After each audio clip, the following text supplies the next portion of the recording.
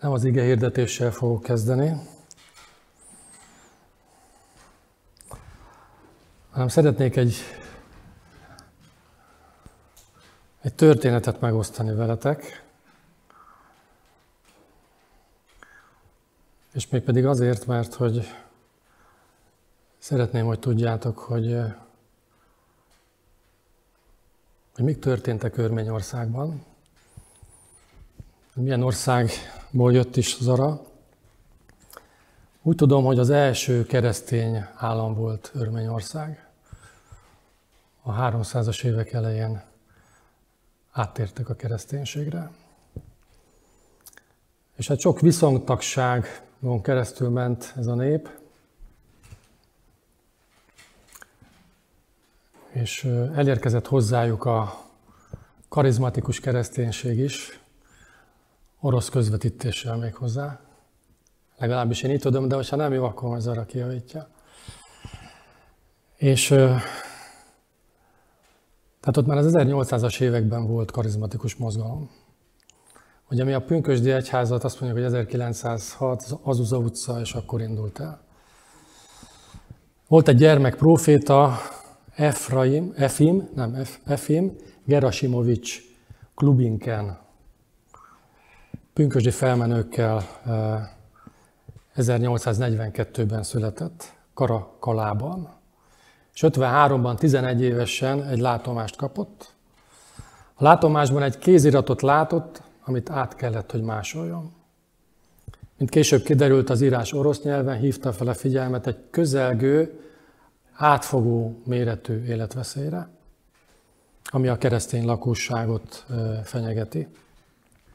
A látomás szerint azok a családok tudnak csak életben maradni, akik a proféciát hitelesnek tekintik, és még időben elköltöznek a térségből. A kézirat egy térképet is tartalmazott, ami az Atlanti-óceánt és az Amerikai Egyesült Államokat ábrázolta. A profécia azt is meghatározta, hogy Amerika nyugati partján telepedjenek le, és ott meg fogja áldani őket Isten, és az ő magjuk áldás fog jelenteni a nemzetek számára. Aztán eltelt jó pár év, 47 évvel később a profécia keletkezése után, amikor 58 éves volt ez az Efim, bejelentette, hogy elérkezett az idő, hogy elinduljanak. Amerikába kell menekülniük, mert akik itt maradnak, mind elvesznek. A proféciára hallgatva sok pünkösdi család hagyta el a szülőföldjét, hogy Amerika nyugati partján keressen menedéket. Azokat a családokat, akik elhagyni készülték ezt a kelet-anatóliai részt, az ott maradók elkezdték gúnyolni. Mivel nem hittek abban, hogy Isten a modern kor emberének is képes tökéletesen és pontosan részletes útmutatásokat adni.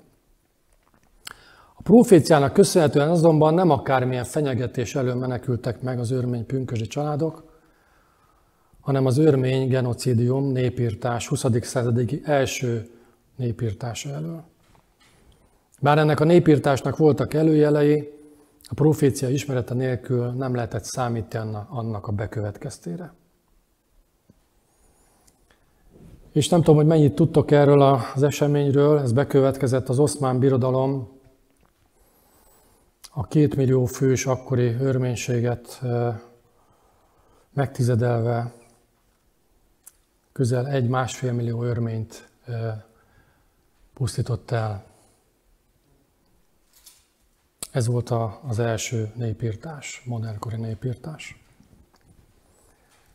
És azt gondolnánk, hogy talán példanélkül egy ilyen profécia, ami megmenti sokaknak az életét, akkor csak gondoljunk arra, hogy amikor Jézus azt mondta, hogy le fog robboltatni a templom, és akkor el kell menekülni. És azok a hívők, akik Jézusban hittek, azok 70-ben, ugye maga az elhangzott profécia, az mondjuk 30-33 körül történhetett, ehhez képest majdnem 40 évvel később történt meg az, hogy Jeruzsálemet lerombolták a rómaiak, és akik elmenekültek, mert emlékeztek erre a proféciára, mert hittek a proféciában, azok mind megmenekültek. Akik ott maradtak Jeruzsálemben, azoknak a többségét megölték. Közel 1 millió zsidó embert öltek meg akkor ott. Hát ez lett volna az a része, ami nem az ige hirdetés része, de mégis azt gondolom, hogy arra bátorít minket, hogy a profétai szóra jó, hogyha figyelünk, és milyen jó, hogyha van profétai szó, mert akkor van vezetés, van látás. És azt mondja az írás, hogy ha nincs látás, akkor elvész a nép, vagy elbátortalanodik a nép. De nézzük meg, hogy mit üzen Istennek az igéje a mai napon számunkra. A Máté 22 fejezetének a 15. versétől fogom olvasni Isten igéjét, egészen a 22. versig. Jó? Akkor a farizeusok elmentek és elhatározták, hogy szóval csalják törbe. Elküldték tehát hozzá tanítványaikat a Heródes pártiakkal együtt, akik ezt mondták. Mester, tudjuk, hogy igaz vagy, és hogy az Isten útját az igazsághoz ragaszkodva tanítod, és hogy nem tartasz senkitől sem, mert nem veszed figyelembe az emberek tekintélyét. Mondd meg tehát nekünk, mi a véleményed? Szabad-e adót fizetni a császárnak, vagy nem? Jézus felismerve gonoszságokat így szólt: miért kísértetek engem, képmutatók? Mutassatok nekem egy adópénzt. Azok odavittek neki egy dénárt. Jézus megkérdezte tőlük, ki ez a kép és ez a felirat? A császáré, felelték. Jézus erre kijelentette, adjátok meg tehát a császárnak, ami a császáré, és Istennek, ami az Istené. Amikor ezt meghallották, elcsodálkoztak, otthagyták őt, és eltávoztak. Felmerülhet a kérdés, hogy miért volt ez csapda?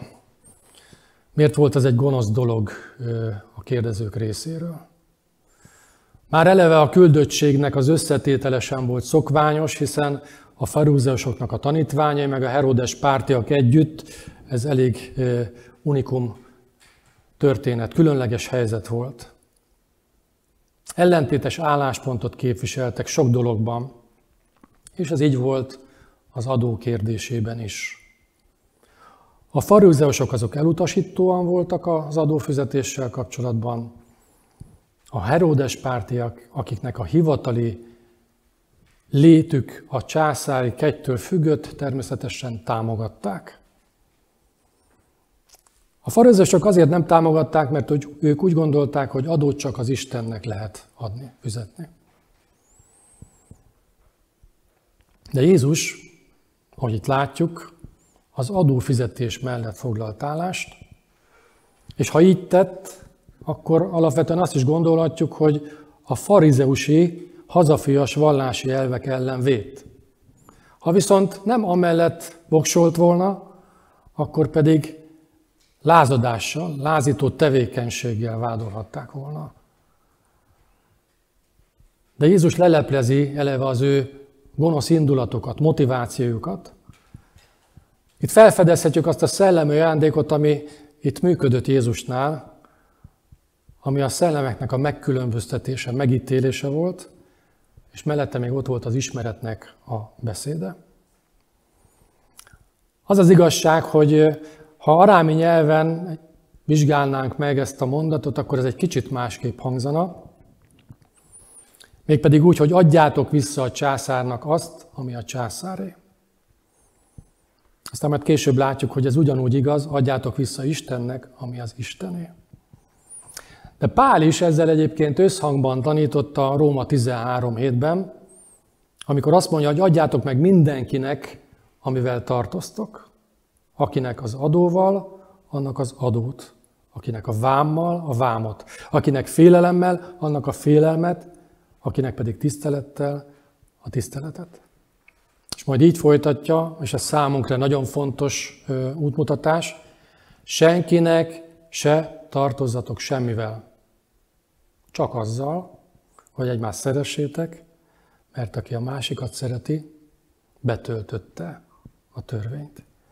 Tehát ez az egy tartozásunk lehet, de ezt is mindig ki kell egyenlítenünk, mármint a szeretettel. És itt ugye, amikor a tartoztok szó szerepel a görögben, akkor itt az adósság fogalma van. És ezért van az, hogy vissza kell adni, az adósságot visszaadni. Az adó is ilyen értelemben egy adósság a kormányzat, aki fenntartja a rendet felé. A vám, az szintén a gazdasági életnek a fenntartásával van. És itt a félelem, a tisztelet, itt gondolhatunk a világi hatalmakra is, akik azért viselnek kardot, hogy rendet teremtsenek, mondja máshol Pál apostol, de lehet tisztelettel tartozni az Istennek is, Isten félelemmel. De nézzük, hogy mivel és hogyan érvelt Jézus. Jézus úgy érvelt, hogy a pénzérmén a császár képmása van, és a felirata van. Ezért kell neki visszaadni ezt a tartozást. De feltetjük a kérdést, és az emberen kinek a képmása van? Az 1 Mózes 1.27-ben azt mondja, megteremtette Isten az embert a maga képmására. Isten képmására teremtette, férfivá és nővé teremtette őket. Tehát amikor Jézus azt mondja, hogy és adjátok vissza Istennek azt, ami az Istené, akkor Jézus ezzel valójában arra szólít fel, hogy adjuk vissza önmagunkat az Istennek, az ő hatalma alá. Ha megnézzük a héberben a teshuva, a megtérés szavát, akkor a szó szerint visszatérést jelent. Ez a megtérésnek a lényege. Visszatérni az Istenhez.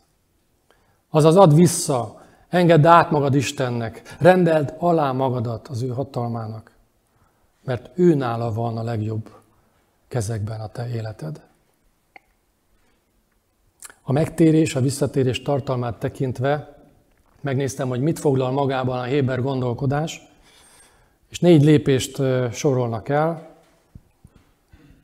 Az első lépés a megbánás. Ez nem egyenlő az önmagadat felemésztő bűntudattal, ami egy negatív érzelem, mert hogy károsztatva elválaszt és elszeparál igazából Istentől. Nagyon érdekes, hogy úgy gondolják, hogy a megbánás ezzel szemben valójában egy pozitív visszaigazolás. Mert az, hogy te benned egy teshuva, egy visszatérés vágya van, a megbánás érzésén keresztül, az egyértelműen pozitív jele annak, hogy tudom, hogy valójában én Istenhez tartozom. És újra szoros, bensőséges kapcsolatba akarok lépni vele. Második lépésként azt mondják, hogy fel kell ismerni, hogy mi okozta ezt az eltérést, mi okozta a bűnnek a gyökerét az életünkben. És a káros tevékenységet, amit ezek alapján elkezdtünk folytatni, azt pedig azonnal hagyjuk abba. A harmadik lépésként pedig azt mondják, hogy meg kell vallani. Őszintén bocsánatot kell kérni. Istentől, vagy az embertársunktól. Most egy kis kitérővel csak mondom, hogy most kezdődik majd az őszi ünnepek sora a zsidó bibliai ünnepekben, amikor is a Rosh Hashanával, a kürtzengés ünnepével elkezdődik az a 10 nap, amikor a zsidóság bűnbánatot tart. És Jom Kipurban, az engesztelés napján teljesedik az ki, őszintén megvallani a bűnöket, őszintén bocsánatot kérni. Ez ennek a pár napnak az üzenete. És látjuk azt, hogy a vallomás, az őszinte bocsánatkérés egy megvallás is lehet. A Róma 10.10-ben azt mondja, hogy szívvel hiszünk, hogy megigazuljunk, és szájunkkal teszünk vallást, hogy üdvözöljünk. Hangosan ki kell mondani. Akkor lesz ennek a szellemi találkozásnak meg az a gyújtópontja, ami egy valós változást okoz az ember bensőjében. Aztán van egy következő, amit ők még hozzátesznek, hogy a fogadalom. Határozottan ki kell jelenteni, hogy az, amit bűnnek ítéltem, ami elválasztott az Istentől, és a visszatérésemnek az oka, az az, hogy többet ezt nem akarom elkövetni. A jövőben hasonlót nem akarok elkövetni. És mielőtt még azt mondanánk, hogy hát ezt hol olvasunk ilyesmit az Új Szövetségben, akkor azt látjuk, hogy Jézus 2 ízben is a 38 éve betegnek és a házasságtörő asszonynak is azt mondja, hogy eredj el, és többé ne vétkezzél. De felmerül a kérdés, hogy valóban képesek vagyunk erre, hogy hát ha fogadalmat tettünk, akkor az biztos, amiben elbuktunk egyszer, abban még egyszer nem fogunk elbukni. Azt mondják a zsidó testvéreink, hogy elhatározni talán képesek vagyunk, de megvalósítani nem biztos. De egy nagyon pozitív képet festenek erre, méghozzá egy példával, hogy a szülő, amikor a kisgyermeke jár és elesik, akkor nem arra koncentrál, hogy elesett, hanem hogy megtett már pár lépést, és újra feláll, és újra elindul a jó irányba. És azt mondják, hogy ugyanígy van ezzel az örökkévaló is. Az őszinte elhatározás az érdekli az Istent. És abban az őszinte elhatározásban egyfajta erőfeszítés. Teljes erőmből, teljes szívemből, teljes lelkemből. Szeretem az Istent, ezért teljes erőmből, teljes szívemből, teljes lelkemből akarok az ő útján járni. Nem kell, hogy minden kérdésre választ tudjunk adni, ennél sokkal fontosabb az, hogy odaadjuk magunkat, visszaadjuk magunkat az Istennek, oda szánjuk magunkat neki, elszántsággal a változásra. Nagyon érdekes, hogy a Talmudban van egy nagyon érdekes mondat, és itt most a megtérés, a visszatérés kontextusában, az Isten követés kontextusában értelmezzük ezt. Az úton, amelyen az ember végig akar menni, vezetve lesz. Az Isten szelleme veled van. Az Isten szelleme vezetni akar. Ha kell, megtérésre akar vezetni, ha kell, akkor a szolgálatokba, az ő imádásában, dicsőítésében és embereknek a megáldásában akar vezetni. De hogyha te ezen végig akarsz menni ezen az úton, akkor biztos számíthatsz arra, hogy Isten vezetni fog, és melletted van. Maga a Szent Lélek, a Szent Szellem is mellénk rendelt segítő, paraklétos, a mellénk hívott ügyvéd, akinek ez a dolga, ez a feladata, ez a szolgálata. Jézus ezért küldte el, hogy ne legyünk árvákul. Tehát visszaadni Istennek önmagunkat, visszatérni az Istenhez, ez maga az, amit megtérésnek nevezünk. És ez nem csak pusztán egy szóbeli megnyilvánulás, bár ugye szóban kimondjuk, hanem a szellemünkben a valódi megtérésnek és az Istenhez való visszatérésnek gyümölcse van. A megbánáshoz illő életvitelt, a cselekedeteinket is magában foglalja. Nem véletlen, hogy az igében olvasunk egy kiózanító felszólítást, amikor a bemerítő János azt mondja, hogy teremjetek hát megtéréshez illő gyümölcsöket. Mert hogy a valódi megtérés az nem gyümölcstelen. És az azt jelenti, hogy ha egy valódi ráébredés van a bensődben mélyen, akkor egy átalakulás is történik, aminek hatására egyre jobban kívánod és akarod megérinteni az Istent és az ő közelségébe jutni, és alávetni magadat, a te életedet ő neki, mert hogy ő nála van jó kezekben. Ő áldást tervezett felőled. Ő jót tervezett felőled. És hogyha őszintén megtérünk, akkor a gondolkodásmódunk is megváltozik, más vágányon kezd el járni, és az indítékaink, a motivációink is megváltoznak. Talán a 18. században a történelmi protestáns egyházakban kezdődött el az ébredési mozgalmakban, hogy a Bibliára hivatkozva azt mondták, hogy a keresztény élet a megtéréssel kezdődik. És megtérés nélkül nem nevezhető senki sem valójában kereszténynek. Erre szoktuk azt mondani, hogy Istennek csak gyermekei vannak, unokái nincsenek. Tehát azzal, hogy valaki beleszületett egy keresztény családba, és eljár a gyülekezetbe, de nem történt meg az életében ez a visszatérés a Teremtő Istenhez, akkor valójában nem keresztény. Keresztény közösségben van, éli a vallásos életet, de a szívében, a bensében nem történt meg az a változás, ami őt Krisztus követővé tette volna. És így a megtérés nélkül az ember kívül marad az Isten országán. Emlékezzünk vissza Nikodémusra. Hát ő aztán a Tórát előről, hátulról, kívülről tudta. Jézus mégis azt mondja, hogy felülről kell neked születni. Valami természet felettének kell történni az életedben ahhoz, hogy meglásd az Isten országát. És az a fontos esemény, a megtérés nem is adható vissza igazából egyetlen szóval, és még egyetlen mondattal is nehéz. Az Ószövetségben 2 héber szó van, amit megtérésnek fordítanak, ez a nacham, és ez a shuv vagy shuvá, ez azt jelenti, hogy visszafordulni.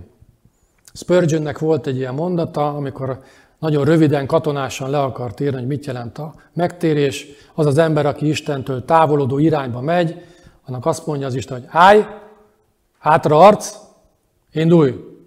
Így jó lesz, ugye? Katona emberek ezt jól értik. Szóval visszafordulni és elindulni az Isten felé. Az Új Szövetségben is 2 szó van, ez a metanoia és az episztrofé. De rögzítenünk kell azt a tényt, hogy a Szent Szellem munkálja ki az üdvösségre való megtérést, a visszatérést az Atyához, az ő családjába, ami nem elsősorban érzelmi, hanem egy szellemi döntés, egy elhatározás.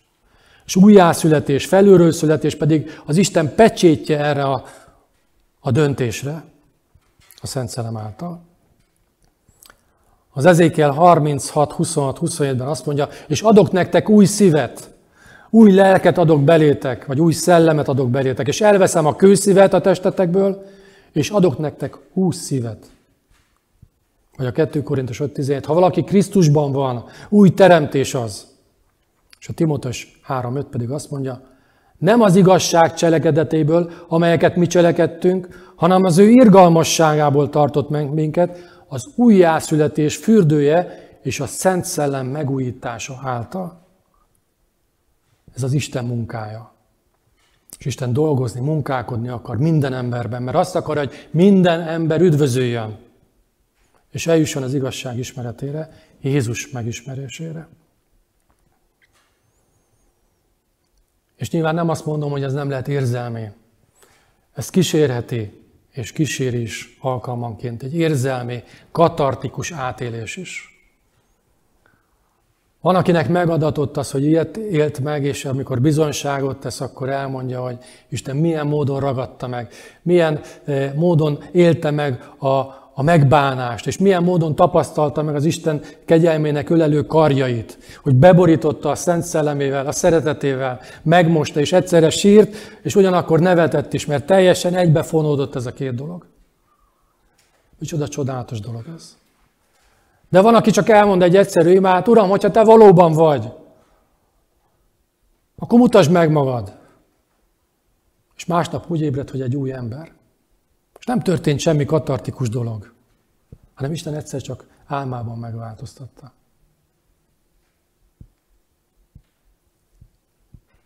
A Szentírás nem hagy kétséget afelől, tehát, hogy a megtérés szerzője tulajdonképpen Isten. Még az Ószövetségben is úgy kiáltanak hozzá, hogy téríts meg engem, és megtérek. Mert hogy az ember önmagában felismeri azt, hogy hát még talán erre is erőtlen vagyok. Akarok, Uram, megtérni. Akarok, Uram, hozzád jönni. Akarok közel lenni hozzád. De még erre is képtelen vagyok. Csak te tudsz segíteni nekem. És az Isten szelleme jön. Meggyőz. Bűn, igazság és ítélet tekintetében. Letörli a könnyeket a szemedről, magához ölel, és azt mondja, Isten gyermekévé lettél, felülről születtél. Máshol Jeremiás azt mondja, téríts vissza magadhoz, Uram, és visszatérünk. Tehát első lépésként a Szent Szellem az, aki meggyőz minket. Ez az említett görög szó, ez a metanoia, Ez egy összetett szó, amiben benne foglaltatik az értelmünk, az elménk is, amelyet Isten megvilágosít. És felismerteti velünk a szükségét annak, hogy szükségünk van az Isten kegyelmére, mert különben elveszettek vagyunk.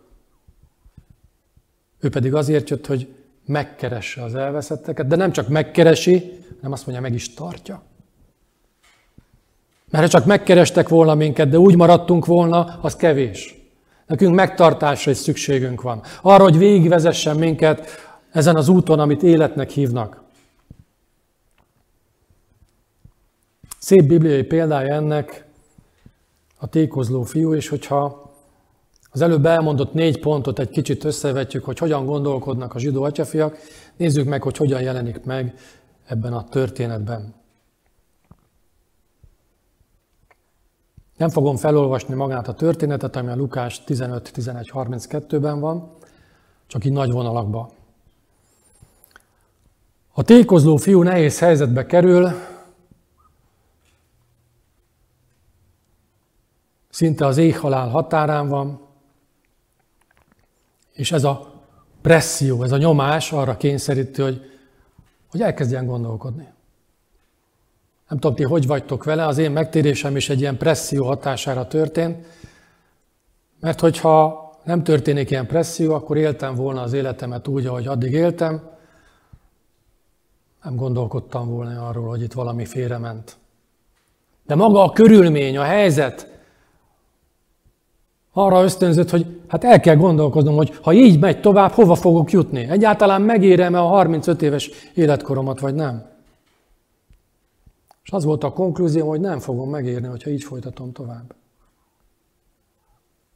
Tehát valami változtatni kell. Valami többnek kell az életben lennie. Többről kell szólni az életnek, mint amit eddig megéltem, megtapasztaltam, és amilyen életvitelt vittem.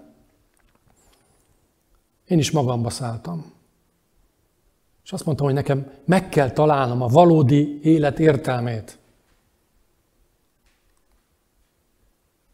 És az a fiú belátja, felismeri, hogy ebben az élethelyzetben van, és ez azért vezetett ide, mert elhagyta az atyját. Mi történik, ha a 4 pontot nézzük, amit olvastam? Felismerés, megbánás, abbahagyás, és úgy dönt, hogy visszatér. És megvallja, hogy vétkeztem az ég ellen, és te ellened. Ezt még csak egyszer magában teszi, mert elhatározta, hogy hazamegy, és odaáll az atya elé, és ezt elmondja neki. Mi történik? Szembe fordul a régi életével, és hittel visszatér az elhagyott atyához, és elhatározza, hogy új életet kezd otthon. Hitte, hogy valamilyen módon visszafogadást fog majd az ő számára az atya biztosítani. De mi történt? A fiú várakozása az volt, hogy visszamegy, és talán csak egy olyan legyen, mint egy béres, de legalább otthon legyen az atyai házban. És ez az atya, ez felettébb túlszárnyalta az ő gondolatát. Sőt, ez az atya folyamatosan kémlelte a tájat, hogy mikor érkezik már vissza az ő fia. Mikor tér vissza, mikor tesz egy csuvát, egy visszatérést. És amikor meglátta a távolba, akkor nem kemény szívvel azt mondta, na, azért még megvárom, hogy ideér, aztán majd elmondja, amit gondol. Hanem irgalomtól, szeretettől indítva elkezdett rohanni. A Közel-Keleten az atyák nem nagyon szoktak futkározni, rohangálni. Főleg nem abban a ruhában, amiben voltak, ahol fel kellett húzni talán a ruhának a szegélyét ahhoz, hogy egyáltalán futni tudjon. És mi történt? Örökösi előjogokkal ruházta fel. Nem szolgaként fogadta vissza, hanem gyűrűt húzott az ujjára, tiszta ruhát kapott, a lábára sarut, örökös lett, újra gyermek lett. Elhagyta az atyát bűnös, gonosz módon, de amikor visszatért, az atya visszafogadta, szeretettel, irgalommal, kegyelemmel, és örökösövé tette újra. És ez számomra egy gyönyörű képe annak, hogy ez olyan, mint az újjászületés ennek a fiúnak a számára. Egy felülről születés jelképe ragadható meg ebben. Hiszen azt mondja az igében az atya, amikor már az ünnepség van, mert az én fiam meghalt, és feltámadt. Elveszett, de megtaláltatott. Az Istennel való kapcsolatra, az atyával való kapcsolatra halott volt, de befogadással, azzal, hogy befogadta ezt a gyermeket, újra örökösévé tette, újra életre kelt. Ezt mondja egyébként a János 1.12 is, hogy mindazok pedig, akik befogadták őt, azoknak hatalmat adott arra, hogy Isten gyermekeivé legyenek. Így térhettél te is vissza az Istenhez, és lehettél Jézus Krisztusban való hit által az Istennek a gyermeke. Hatalmat kaptál arra, hogy Isten gyermekévé legyél. Pál apostol ezt így fogalmazza meg az efezési gyülekezetnek: minket is, akik halottak voltunk a vétkek miatt, életre keltett a Krisztussal együtt. Kegyelemből van üdvösségetek. Ezt a felülről születést, ezt az örökségbefogadást, gyermekké fogadást élhetted meg te is Isten kegyelméből. Akkor, amikor döntést hoztál, és felismerted azt, hogy neked szükséged van visszamenni a mennyei teremtő atyához, akinek a képmására alkottattál. Akinek a képmása van rajtad. Igaz, hogy eltorzult, de most visszajöttél, most Isten gyermekeként ez helyreállhat, és Isten ezen munkálkodik, hogy ez a képmás újra helyreálljon. Az Isten az igével a szíved mélyébe hatol, és új életet, új erőt olt mindannyiunkba. És a bűn ledönti a szívünknek trónjáról. És képessé tesz téged is, és engem is, hogy az evangélium hívására őszintén tudjunk válaszolni. Istennek ez egy újjáteremtő cselekedete, aminek következtében ráébredünk arra a tényre, hogy kárhozatra való életünk volt eddig. A kárhozat felé mentünk. De a Krisztusban Isten ajtót nyitott nekünk. Megváltóként. Ha elfogadjuk őt, és visszatérünk által az atyához, akkor üdvösségre jutunk. Örök életnek az ajándékát kapjuk meg. És ez egy örömteli bizonyosság, hogy megbocsájtattak a bűneink. Jézus Krisztus tökéletes, helyettes áldozatáért.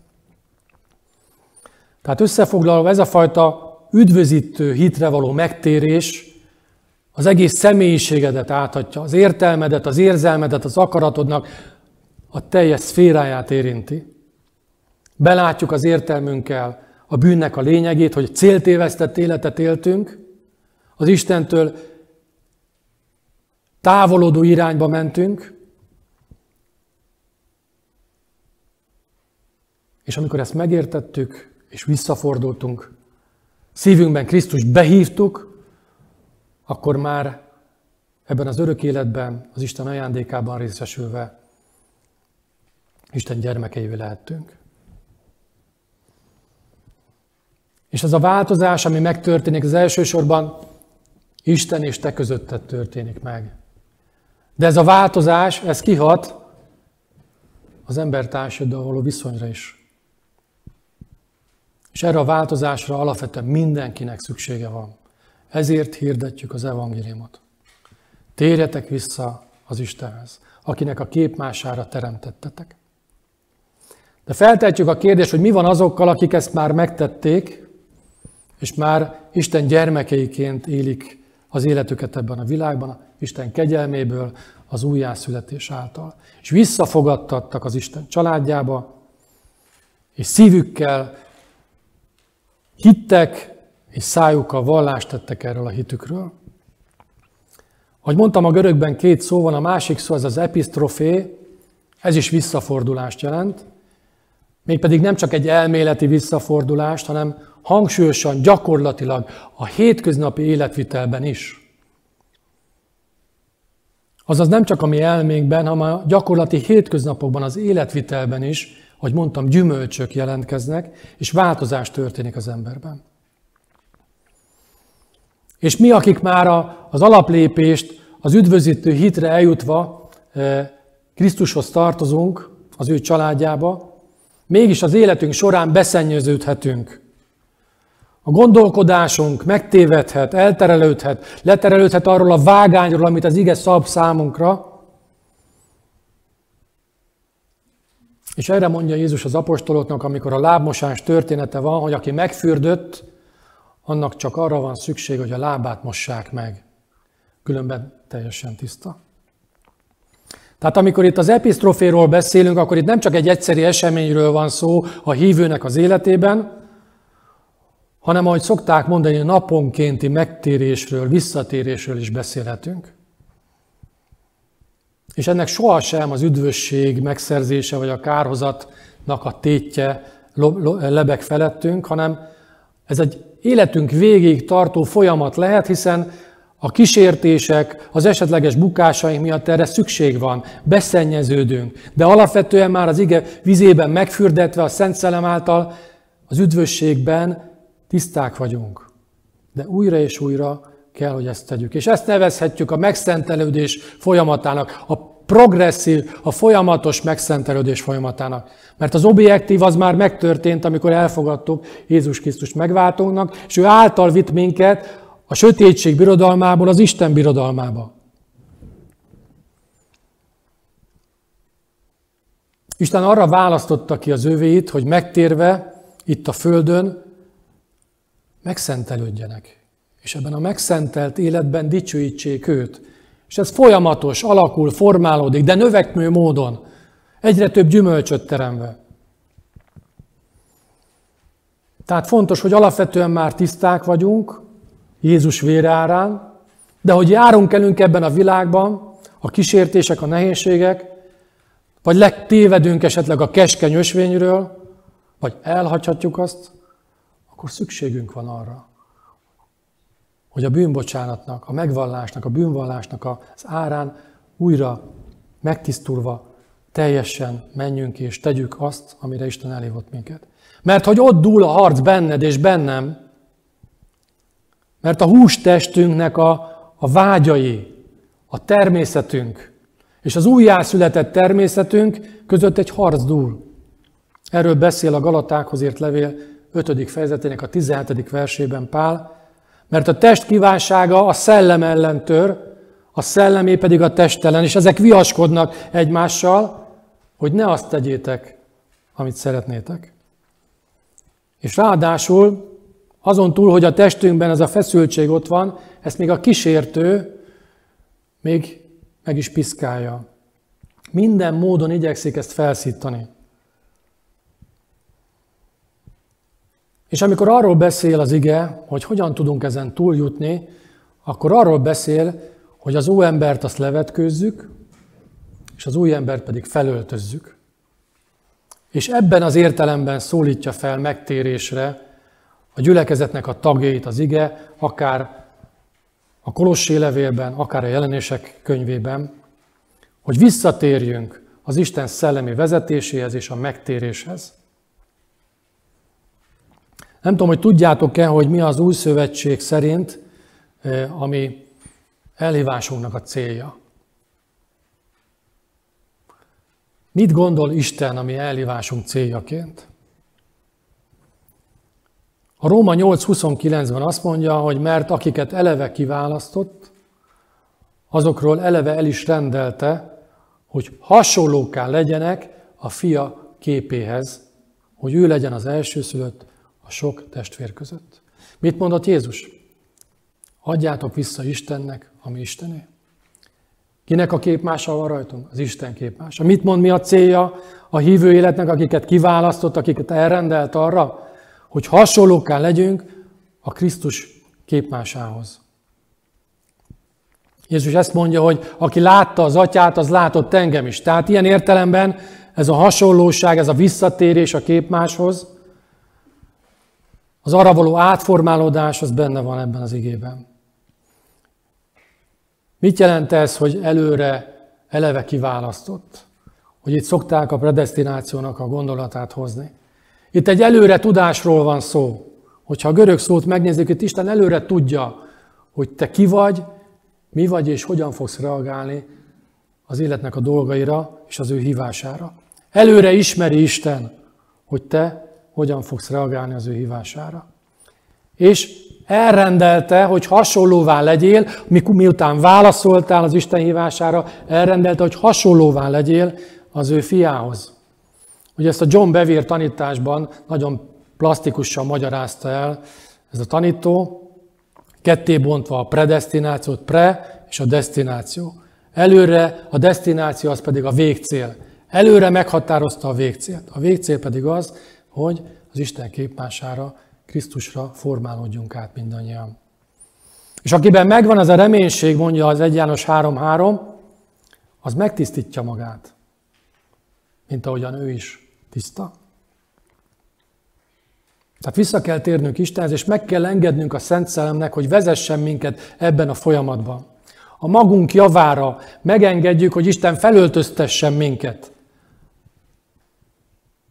Az ő jellemét akarja ránk öltöztetni. Az ő tulajdonságaival akar felruházni minket. És lehet, hogy oda jön hozzád, hogy most a békességet akarom rád öltöztetni. De te azt mondod, nem, én most haragudni akarok, mert jogos az én haragom.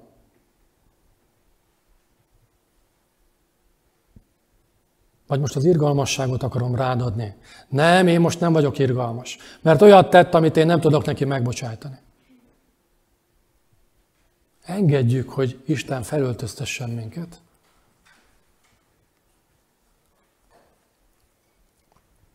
A Kolossé 3:10-ben ezt mondja, öltözzük fel az új embert, aki teremtőjének képmására állandóan megújul, hogy egyre jobban megismerje őt. Ez a mi elhívásunk. Az elsődleges elhívásunk. Átformálódni Isten képmására. És ehhez elsősorban vissza kell térnünk hozzá. Vissza kell adni magunkat Istennek, az ő hatalmába. És ha már megtetted, akkor is lehetőség van arra, hogy vannak olyan felfedezett problémák, hibák, bűnök, tévegések, tévedések az életünkben, amit ki kell javítani. Amihez szükségünk van arra, hogy a Krisztus képmása valóban teljes mértékben ki tudjon rajzolódni a mi életünkbe. Tehát hívőként sem spórolhatjuk meg a visszatérést az Istenhez, ha eltértünk tőle. Mert csak akkor tudjuk betölteni a küldetésünket igazán. És akkor tudják azt mondani az emberek, akik ránk tekintenek, hogy hát ezekben valóban az Isten lakozik. És amikor rátekintenek egy ilyen gyülekezetre, ahol engedjük, hogy a Krisztus felöltöztessen minket az ő jellemvonásaiba, azt mondják, hogy itt valóban Isten lakik közöttetek, mert szeretitek egymást.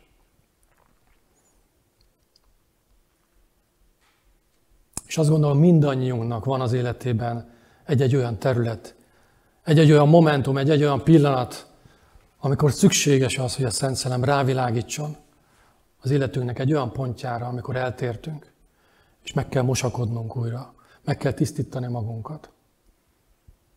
Alapvetően tiszták vagytok, kegyelemből van üdvösségetek, hitáltal, Jézus vére árán. De hogy járunk ebben az életben, ahogy forgolódunk ebben az életben, beszennyeződhetünk. És Isten erre is adott nekünk lehetőséget, hogy ebből is kijöjjünk. És bízzunk abba, hogy ő szerető Atya, átölel minket, befogad minket, és mi az örökösei vagyunk. Hordozhatjuk az ő nevét ebben a világban. Tegyük ezt hozzá minél méltóbban, az ő kegyelméből, az ő segítségével. Így legyen. Amen.